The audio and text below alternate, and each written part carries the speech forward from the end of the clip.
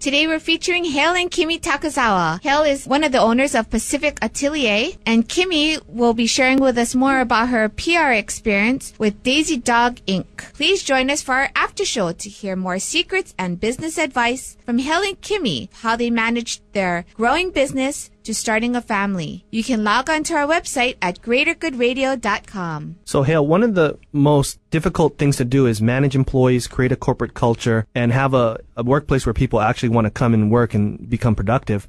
What are you guys doing in your business, to set your company apart versus other companies? We looked at a lot of... My partner worked at a lot of firms. I've worked at enough firms and participated in enough office politics to realize that we wanted to start a company that was a little bit different. So we started changing the culture by, one, we wanted to get the best talented, the best talent that anyone can get. But every firm wants to do that. And the reality is you're not always going to get it.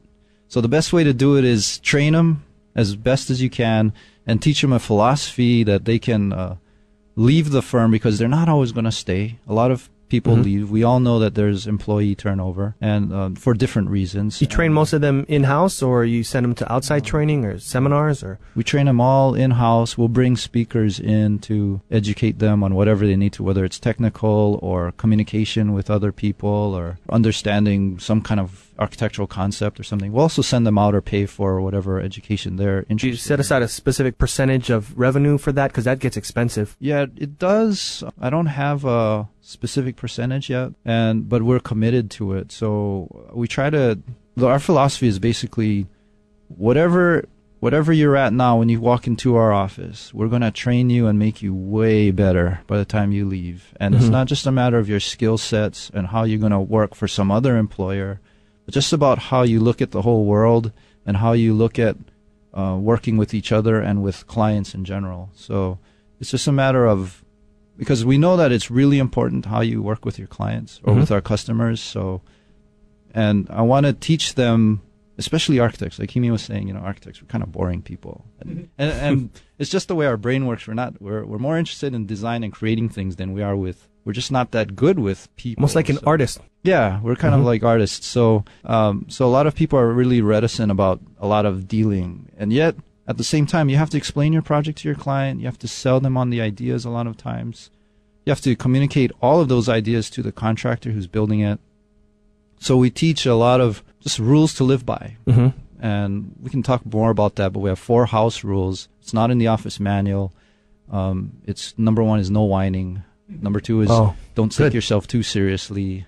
Number 3 is leave your ego at the door. And number 4 is a really important one, is listen to that little voice that tells you, hey, something's not quite right, but I'm not sure if I should say anything because, I'm not that high on the totem pole, but something seems right. It's kind of not that right. And do it without whining. And do it without whining. So even if someone who's just started and they got something's gnawing at them, we encourage them, tell us, because our butts have been saved so many times just by that little voice. How has that translated into employee retention and overall morale? People stay. People do not leave our company unless they're moving, usually. I think we've had people come and go, but it's mainly because they're either moving or... Well, the only time we actually lost a lot of people was after 9/11. Everybody had problems. That's pretty good, because if you have the door open, the door to leave open, they can leave any time, and you say, you can leave any time, you really have to show your value for them to stay. Okay. Yeah.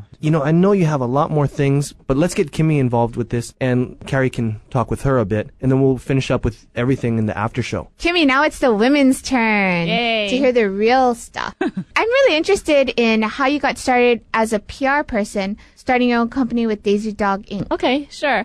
Well, actually, my career path to doing PR has been like a long road. I actually always wanted to do advertising, so I actually did a stint in advertising at Shy Day in New York City.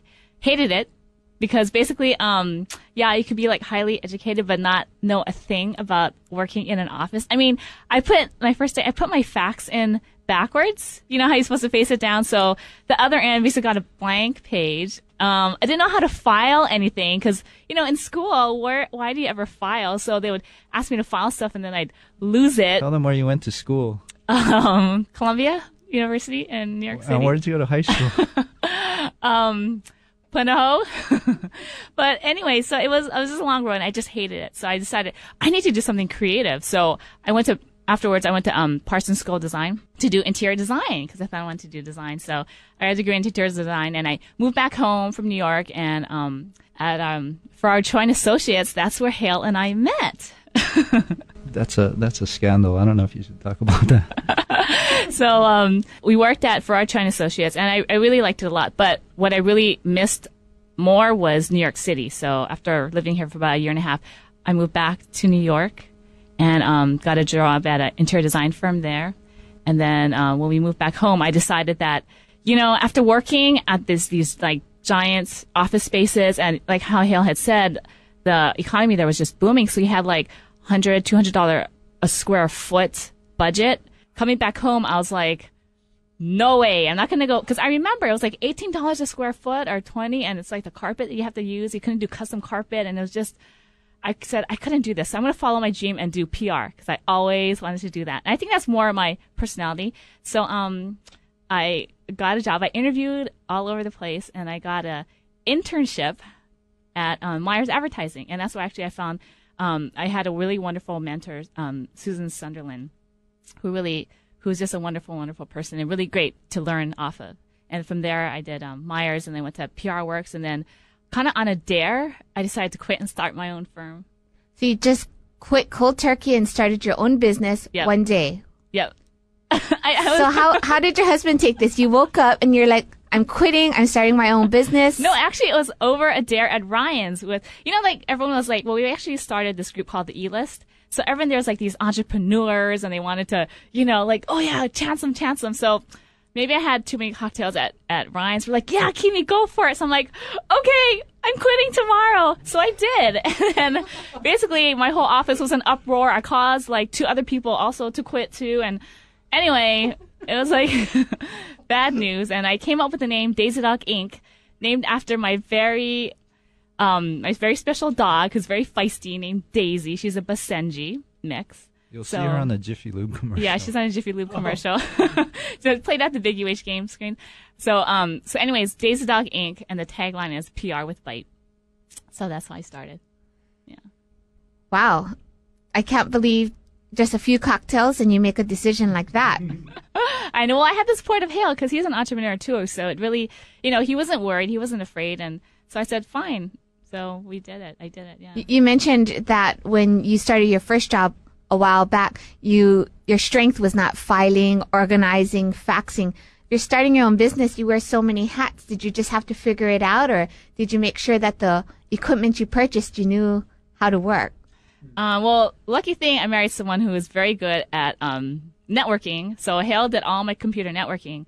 But from Susan, she really, because I'm like more excitable, so she really made me calm down. So working with her, it made me realize why filing is good and how to be organized. So just from that skill set, over the past 2 years, I felt ready to start my own. And then, of course, I did hire a bookkeeper after I started getting going. So so that really helped a lot. Yeah, but that bookkeeper is really key, I think, for a lot of businesses. They don't want to do it, but yeah, you think that you're spending, like $150, $200, $300 a month for the bookkeeper, but in the end, otherwise I wouldn't have paid my taxes. I would have been, I wouldn't have known to do all these things. So she really saved me. Plus, people who I hired to work for me were very strong in that organizational side. So you have to have people who are better than you to make sure that your company works. How large was your company, Daisy Dog Inc.? I had myself, and I had an intern, and I also had like a couple of subcontractors who worked for me. So together, we had like 3-4 people depending on the project. But it was a wonderful. I had a really great time doing it. It was very dynamic. What I really enjoyed most was like pitching new clients. Actually, my first client was Russell Sue from Kakako Kitchen. I had met him one time, so I just called him up and said, "Hi, can I meet with you? I think you need PR." So we sat at 3660, and I did a proposal, and he said, "Okay, fine." So from then, I just got more clients that way, plus referrals from past clients as well. I've heard that our generation changes their career 5 times, and it sounds like you've gone down many career paths. From all of your experience with these different jobs, do you feel that has helped prepare you to be successful successful with your PR business? Well, I'm not doing PR anymore, but I think learning how to multitask has really made me be prepared for my most challenging job yet, which is being a mom of 2 boys. I mean, talk about multitasking. It's just so intense. I mean, that's the pure test of how much you can handle. I mean, this is harder than anything I've ever done. I understand. I just had my second boy also. And I know 6 weeks ago, and you look fabulous. Thank you. Was it hard for you to give up that career? Because I mean, you put everything you have. When you're an entrepreneur, you put everything you have into it, and it's like, I mean, you almost have to pry people away by their finger. I mean, they don't want to leave. Yeah. How did you come about leaving? Well, it was really hard because, by that time, after I quit after 2 years. So even after my first year, I had gotten like a really good list of clients, like the Parade of Homes, law offices of Ian Maddock. I had Hawaiian Waters Adventure Park, Schuler Homes, so when I was pregnant, I had my baby in August, Neo, and Parade of Homes was actually in October, which is only 3 months away. And those last 3 months before an event is really critical and crucial. And just trying to manage pitching the event out and then watching my baby, I realized, I have to decide what I want to do. And Hale really wanted me to stay home to be a mom for the kids. And my mom stayed home too. So I really couldn't imagine how life would be like without having mom that stayed at home. So it was very, very hard. So I actually resigned after my baby was born in August. I resigned all my clients by December. Who did you resign your clients to, or did you? I told them I was going to resign, and if they needed, referrals, then I gave them to some other people I knew. But basically, I mean, sadly, yeah, it took me 13 months of my son's life to finally say, get over it, you're not going back. I mean, I was like always moping around, being like, oh gosh, this is horrid. But yeah, there was a lot of moping. Yeah, there was. But after 13 months, I said, just get over it, you're not going back. So once I had that change of mindset, but it took 13 months, I was a lot happier. Do you think that once your children are in grade school and they're busy throughout their day, do you think you might go back and even run the business out of your home and have an office where your employees are working out of? Yeah, I think so. I mean, actually, I did have an office downtown in Chinatown. Yeah, I think I would like to do something because I don't think I could just, be a lady who lunches. I think I would just get too bored. So probably, but my son Jet is only 10 months old. So it's going to be maybe another 2-3 years. So we'll see what happens. Unless another one comes along. No. This is it. Well, thanks a lot for coming into our show, Hale and Kimmy.